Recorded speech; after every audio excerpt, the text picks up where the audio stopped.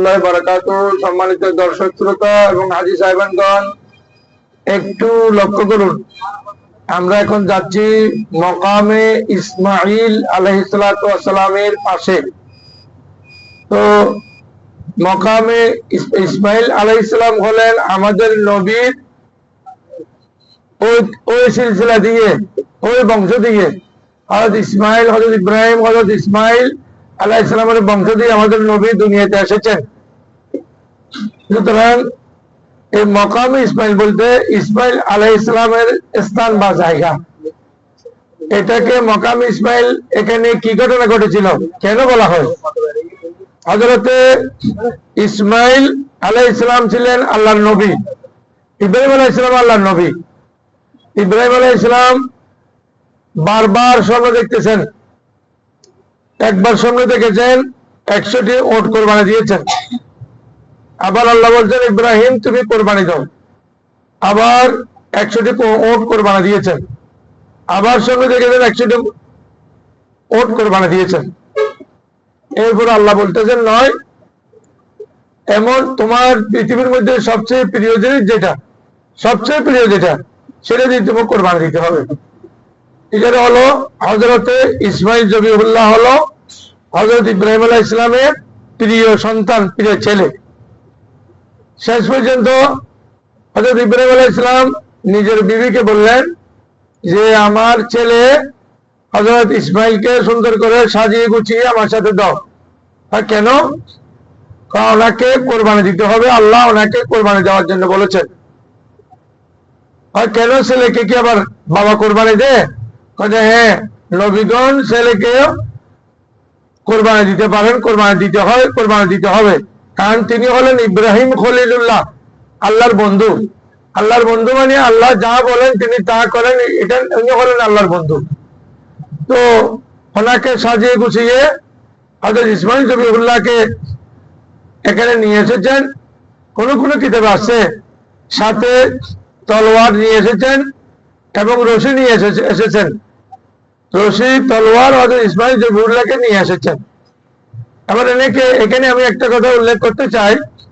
অনেকে বলে ইব্রাহিম আলাইহিস সালাম নিজের বিবিকে, হযরত ইসমাইলের মাকে, যে ইসমাইলকে জবাই করতে আনতেছেন বা আনবেন, এটা কখনো বলেন নাই, এটা বলার চেষ্টাও করেন নাই। এভাবে বিভিন্ন ধরনের কথা বলে, অর্থাৎ ইব্রাহিম আলাইহিস সালাম হযরত ইসমাইল জবিহুল্লাহকে এখানে নিয়ে এসেছেন মিথ্যা কথা বলে, বেড়াতে নিব, ভ্রমণে নিব, এই কথা বলে নিয়ে এসেছেন। বলছেন একবার আমরা প্রত্যেকে বলি নাউযু বিল্লাহ, ইব্রাহিম আলাইহিস সালাম আল্লাহর একজন নবী। ইব্রাহিম আলাইহিস সালাম মিথ্যা কথা বলতে পারেন না, কোন নবী মিথ্যা বলতে পারেন না। মিথ্যা বলা নিষিদ্ধ, নিষেধ। কোন নবী মিথ্যা বলতে পারেন, এটা যাদের আকীদা হবে তাদের আকীদার মধ্যে পছন্দ রয়েছে। ওদের আকীদা মুছে গেছে, ঈমান নষ্ট হয়ে গেছে। ঈমান তাজদীদ করতে হবে। বড় বড় নবীগণ বড় বড় গুনাহ করেন, এটা সম্পূর্ণ হারাম কথা, নিষিদ্ধ কথা, এই ধরনের কথা হতে পারে না। তো ওই মকামে ইসমাইলের মধ্যে এখানে আমরা এখন সামনে দেখব, ওই জায়গায় এনে হযরতে ইব্রাহিম আলাইহিস সালাম ইসমাইল জবিহুল্লাহকে জবাই করার জন্য সেখানে নিয়ে এসেছেন। এরপরে হযরত ইব্রাহিম আলাইহিস সালাম ইসমাইল জবিহুল্লাহকে বলেছেন যে তুমি চিন্তা করো, আমি তোমাকে জবাই করার জন্য এনেছি। ইন্নী আযবাহুকা, কোরআন মাজিদের আয়াত, ইন্নী আযবাহুকা, আমি তোমাকে জবাই করব। তো এরপরে ইব্রাহিম আলাইহিস সালামকে জবাব দিলেন হযরত ইসমাইল জবিহুল্লাহ, ইফআল মা তুমার, হে বাবা, আল্লাহ আপনাকে যে অর্ডার দিয়েছেন আপনি সেভাবে করেন। আমাকে আপনি সবরকারীদের মধ্যে পাবেন, আমি ধৈর্য ধারণ করব। আপনি আমাকে জবাই করলে যদি আল্লাহ খুশি হয় তাহলে আমাকে জবাই করে দেন, কোনো আপত্তি আমার নাই। তবে ইসমাইল জবিহুল্লাহ এর পূর্বে 3টি কথা বলেছেন। আব্বু, আমাকে জবাই করার পূর্বে আমার হাত পা গুলো বেঁধে ফেলবেন। কেন? আমি যদি জবাই হওয়ার পরে হাত পা নাড়াচাড়া করি, আব্বু আপনার শরীর মুবারকে লাগে, তাহলে এটা বেয়াদবি হবে। আমি বেয়াদবি করতে চাই না। কোরআন মজিদে এসেছে যে মা বাবার সাথে কোনো অবস্থায় বেয়াদবি করা যাবে না, ওয়ালা তানহারহুমা, ওদেরকে ধমক দেওয়া যাবে না, বেয়াদবি করা যাবে না। হাদিস শরীফে আছে হুমা জান্নাতুকা ওয়া নারুকা, যে পিতামাতা তোমাদের ব্যবস্থা এবং পিতামাতা তোমাদের জাহান্নাম। যাক, একটি কথা বললেন আমার হাত পা বেঁধে ফেলবেন। 2 নম্বরে বললেন আব্বু আমাকে উফুট করে শোয়াবেন। আরে কেন আব্বু? উফুট করে শোয়াবেন এই জন্য, বাবার চোখ আর ছেলের চোখ যদি একসাথে হয়ে যায় হয়তো আপনার দয়া আসবে, আপনি আমাকে জবাই করবেন না আব্বু। সুতরাং আমার চোখ আর আপনার চোখ যদি একত্রিত হয়ে যায়, বাবা এবং ছেলের চক্ষু যদি একত্রিত হয়, হয়তো আপনি আমাকে জবাই না করে এখান থেকে চলে যাবেন। চোখ যাতে একজনের সাথে একজনের দেখা না হয়, আব্বু আমাকে উপট করে শোয়াবেন। অথবা অন্য কিতাবে আছে আমার চোখগুলো বেঁধে ফেলবেন। উপট করে শোয়াবেন না, চিৎ করে শোয়াবেন, তবে আমার চোখগুলো আব্বু বেঁধে ফেলবেন। আমার চোখ বন্ধ থাকবে কেন? যদি আপনার সাথে আমার চোখে চোখে হয়ে যায়, হয়তো আপনি আল্লাহর অর্ডার ক্যারি করতে পারবেন না। আল্লাহ অর্ডার দিয়েছেন আমাকে জবাই করার জন্য, আমি জবাই হতে রাজি আছি, আপনি আমাকে জবাই করে দিবেন। 3 নম্বর কথা হলো আব্বু আমার যে রক্ত মাখা কাপড় চোপড় হবে, আমি জবাই হওয়ার পরে যে আমার শরীরে রক্তাক্ত হবে, আমার কাপড় চোপড় যে রক্তাক্ত হয়ে যাবে, আব্বু আমার এই কাপড় চোপড় গুলো নিয়ে আমার আম্মুকে দিবেন। আমার আম্মু ওগুলো দেখে দেখে যে থাকবেন যে আমি ইসমাইলের কাপড় চোপড় গুলো আমার আম্মু দেখলে আমার আম্মু খুশি হবেন, বাবার আম্মু ধৈর্য দান করতে সুবিধা হবে, বাবার আম্মু আমার জন্য দোয়া করতে থাকবেন। সুতরাং আমার এই কাপড় চোপড় গুলো, রক্তমাখা কাপড় চোপড় গুলো আমার আম্মুকে দিবেন, আমার আম্মুকে দিবেন। সুতরাং আল্লাহ যদি আমার কোরবানি কবুল করেন তাহলে আমি জীবন সাকসেস, আমার জীবন সাকসেস। আর যদি আপনি অর্ডার পাওয়ার পরে কোরবানি না দেন, তাহলে আপনি আল্লাহর খলিল কিভাবে হবেন আর আমিও কিভাবে জবিহুল্লাহ হব? তো আমাদের নবী বারবার বলতেন আমি দুই জবিহের সন্তান। এক জবি হলো হযরত ইসমাইল জবিহুল্লাহকে সেখানে জবাই করার জন্য হযরত ইব্রাহিম আলাইহিস সালাম হাত পা বেঁধে চোখ বেঁধে সেখানে ফেলে দিয়েছেন।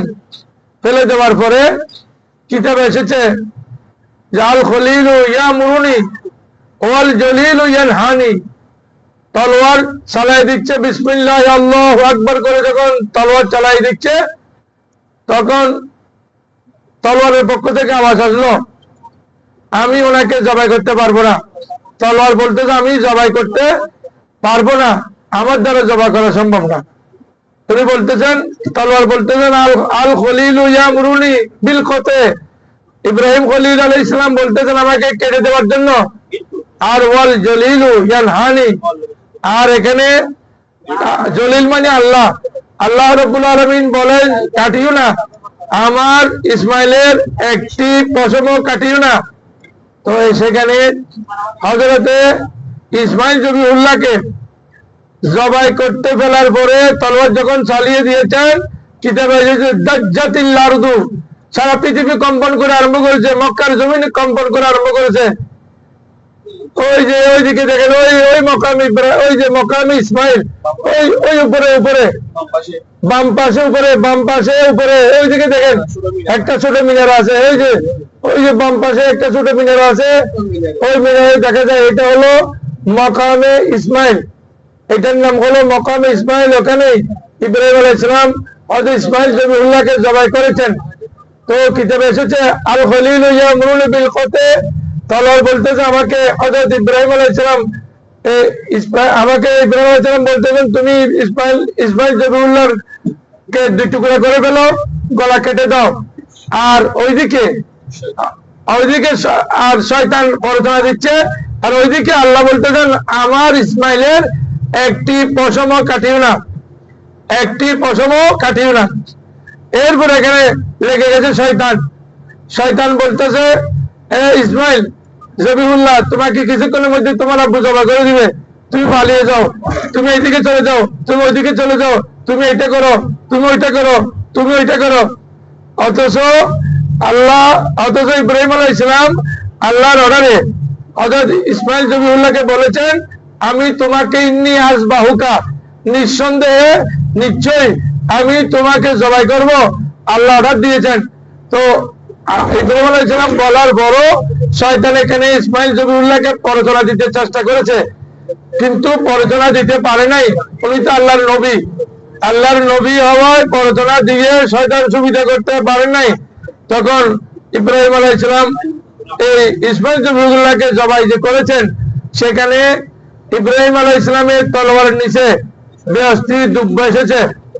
বেহস্তি দুব্বা আসায় এখানে আর ইসমাইল জবিউল্লাহকে আল্লাহ রাব্বুল আলামিন জবাই করতে দেন নাই। ইব্রাহিম আলাইহিস সালাম পাশ করে ফেলছেন যে বাবা ছেলেকে কোরবানি দিতে পারে, এমন ইতিহাস পৃথিবীর মধ্যে বিরল।